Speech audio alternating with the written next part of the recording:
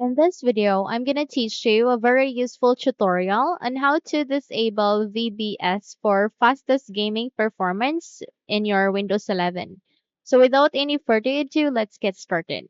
First things first, navigate at the start, make a right click, scroll up and click on settings. Or either use your keyboard, press Windows key and I key together. In that way, you'll be able to open the settings window.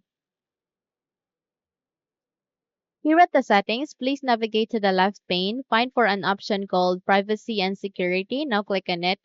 Once you've opened the Privacy and Security, directly proceed to the Security category. There you can see Windows Security. Click on that one.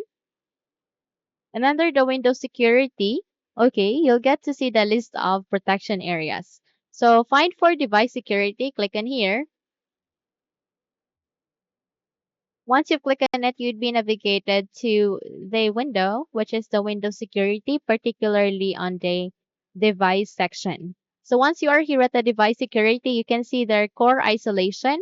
Please click on core isolation details and there you can see memory integrity. So here you can see a switch there. All you need to do is you need to turn it off to disable it.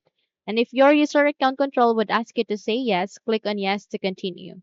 So this change requires you to restart your device. Restart computer and once you've restarted it, you would be able to disable VBS for your computer. Okay? If you think this video had helped you a lot, then don't forget to subscribe. Hit the like button as well as the bell icon to be updated for more tutorials like this. Thank you for watching and have a good day, everyone.